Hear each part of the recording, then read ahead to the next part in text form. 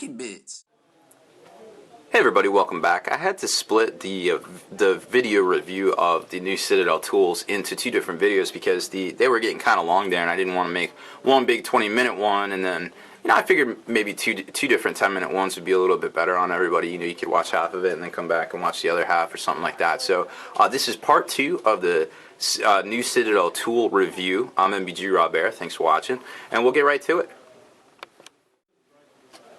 Okay, and we're back. This time we're taking a look at the new Citadel Tool files, which you can kind of see here. There's two different ones, one obviously being rougher than the other one. The one with the brown handle is supposedly supposed to be used for just GW figurines themselves, and then the gold one's supposed to be used for vehicles. So it's obviously a little bit coarser on the file knurling there, for lack of a better term.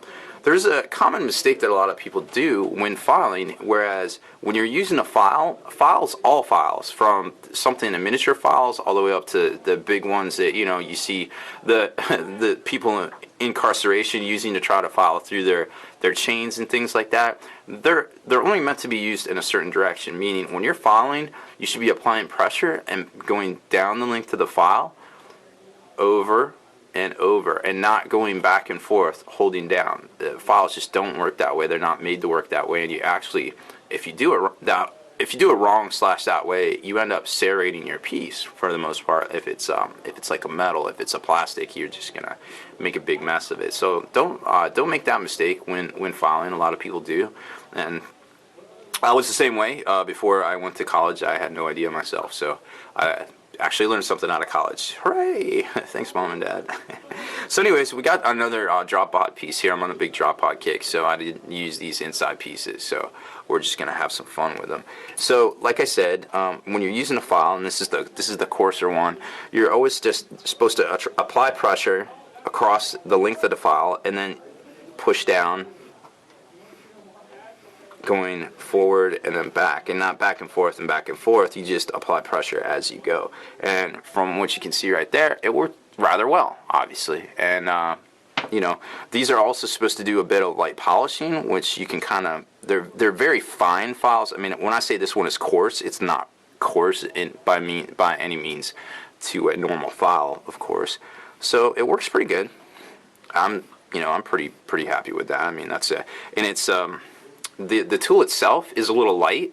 When I pick something up like this, working in the field, in industry, as I used to do, I would think that this was perhaps either made out of aluminum or perhaps titanium. I guarantee these are not titanium instruments, but it may be aluminum. I mean, aluminum is a very expensive material, and when it's $9 retail for one of these, I could see it being aluminum. So you definitely want to take care with these tools, because they could be kind of weak, and you just never know. So definitely always respect your tools and be super careful with them. I'm going to leave that one right there. Now, next up, I have a set of files here. I believe I got these from Gale Force 9, I want to say, probably 10 years ago. I've lost one of them, which was actually one of the points I wanted to make on this, but I'll have to make it with this triangular one here. These are both flat and convex there, I think is the term. Anyways, so they're rounded on one end and flat on the other, for normal people talk, I guess. Which makes it kind of difficult. You don't have a square edge to get in. Like if you're trying to get a corner, or you're trying to just kind of square up to something, you're not going to be able to do that. So if you get a nice big set of files, which you can kind of obviously tell the difference when you compare the two. These are way more industrial, definitely coarser, super coarser, and they're gonna, if you misuse something like these, you are going to hurt your models. There's no two ways about it. You are going to hurt your models if you use these. So if you use these, they're a little bit more forgiving. You're not going to screw up your models as much, which I'm sure is what Games Workshop's going for. However, if you use your tools correctly and you take care of your tools in general, they will be there for you, and they will respect you and your models as well. So that's always something to aspire to. I'm trying to find my tool. I guess we'll use this one here. So we'll use the one that's closest to what GW's got going on here. As you can tell, I've used mine for quite some time, but it's even got a little bent tip there. So we're just going to find a spot on this where it needs to basically get filed as well. And let's go up here, something I can actually get into. So we're just going to kind of do the same thing we did on that other one, on that other side, with the GW tools. And it works about the same. Probably worked a little bit quicker. It's a little bit heavier gauge and weight to it, so it's gonna definitely work a little bit better. So it's not quite as big. This is definitely, the GW tool definitely feels better in my hand. Better control over it. However, you know, this set of tools here is a third of the price. So again, do you want the Mercedes of tools, or do you want something that's affordable so you can spend more money on your hobby? That's, you know, that's the ultimate question. I can't really find anything wrong with these tools besides perhaps the higher price. Alright, so next up is the Citadel Tool Pin Vise versus just the normal generic pin vise that you can pretty much find in multiple varieties made from a whole bunch of different people. So of course this is a third of the price of the Citadel one. The Citadel one comes with a bunch of different blade or drill bits, excuse me, two of which I couldn't even get to work in it when I tried to install them all. So I was a little disappointed about that. The chuck itself is only two sizes, whereas these ones generally where you can get out on the normal market is comes with two of these things right here.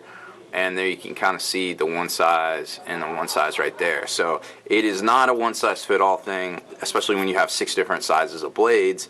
I just couldn't get them all to work, and you know, I was a little disappointed. I was like, man, this thing's a little expensive for that to be the case.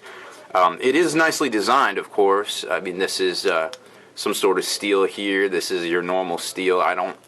You know, it's not the most particularly easy thing to use. This kind of catches when you're kind of pressing down, and this one's a little, you know, super easier to use. It's got all sorts of knurling and grips and things like that. So I'm not, you know, this is a little bit slipperier. This is not gonna slip out of your, I mean, I'm exerting the same pressure, and literally my thumb's going that far and not here. So I don't know. I think they're a little, I think right off the bat the choice is clear, but we're gonna drill some stuff out. So here is just a normal piece of plastic sprue. If you're using a big drill bit like this, like a big diameter one, which for miniature this is kind of big, you probably want to drill a pilot hole first with a smaller drill bit just to be as accurate as you can. But in this case we're just messing around, so I'm not too concerned about it. So nice little hole right there. Didn't have to exert very much pressure at all. I'm gonna try to put this as close as I can to it, just to show you guys. Now this is nice fluid motion. I definitely like this. It's not as choppy as the other one, of course. Doesn't feel like the bit was locked in until just then. So now it's pretty locked in. A little bit more precision you can kind of see from this. They're roughly the same. Well, no, not really, but definitely a lot more precision. You can kind of see where it was a little bit sloppier. It kind of slid around a little bit more. Right here I was able to kind of stay on target and lock it right in with the fluid motion. So I do like that. But again, this is just kind of a hobby. You know, we're not making atom bombs or anything. So you don't really need that sort of thing unless you're being very technical and, you know, building stuff that matters. So, you know, I don't really know in this particular instance.